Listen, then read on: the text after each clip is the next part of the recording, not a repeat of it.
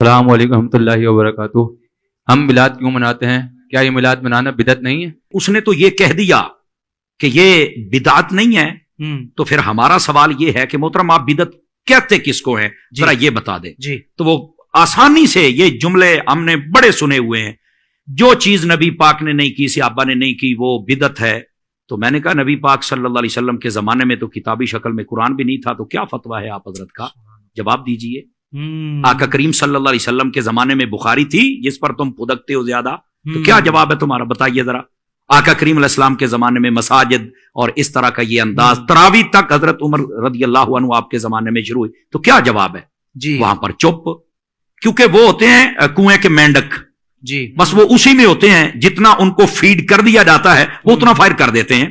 ان کو یہ نہیں پتا کہ میں کلو ہوں، اگلا 1.25 کلو ہے،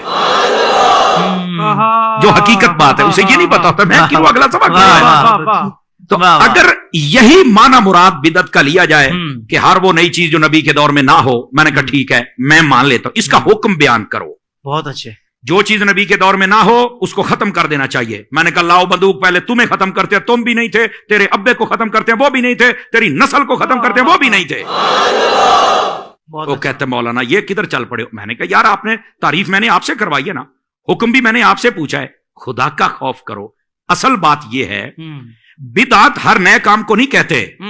اب اس کی ویسی علماء نے 5 اقسام بیان کی، میں ادھر جا نہیں رہا، میں صرف ایک بات میں سمجھاتا ہوں، اللہ کر کے سمجھ آ جائے۔ بدعت ہر اس کام کو کہتے ہیں جس سے سنت مٹ جائے۔ میں نے ایک ہی جملہ بولا ہے، بدعت ہر اس کام کو کہتے ہیں جس سے سنت مٹ جائے، اسلام کا حسن ختم ہو جائے، دین کا نقصان ہو جائے، اور ہر وہ کام جس سے اسلام کا حسن بڑھ جائے، سنت کی تقویت ہو جائے اور پیار و محبت بڑھے، وہ کہاں بدعت ہے یار؟ اب سوچنے والی بات ہے نا۔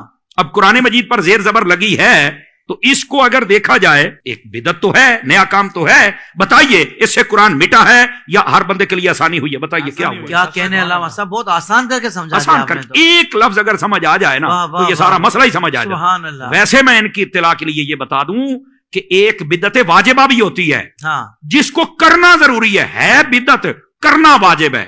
آپ کہیں گے مولانا وہ کون سی ہے جو بدعت ہی واجب ہو گئی ہے؟ اور میں نے کہا اس کی مثال علماء نے دی ہے، جیسے یہ درس نظامی کے مروجہ علوم، علم صرف، علم نحو اور اس کے متعلقات یہ جتنے ہیں، یہ ہے بدعت لیکن ہے واجب، چونکہ اگر یہ طے نہ کیے جاتے تو آج کوئی عالم نہ بنتا، اسے لغت کا علم ہی نہ ہوتا۔ یہ بدعت واجبہ ہے۔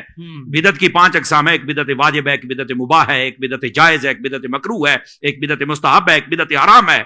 یہ ساری اقسام ہیں، لیکن آسان کر کے جس سے سنت مٹ جائے وہ بدعت سیئہ ہے، اس سے بچنا ہے، وہ ضلالہ ہے، وہ گمراہی ہے، وہ جہنم کا راستہ ہے۔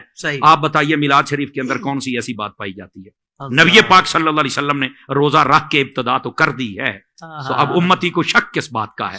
بس اللہ سمجھنے کی توفیق عطا فرمائے۔ آمین آمین آمین۔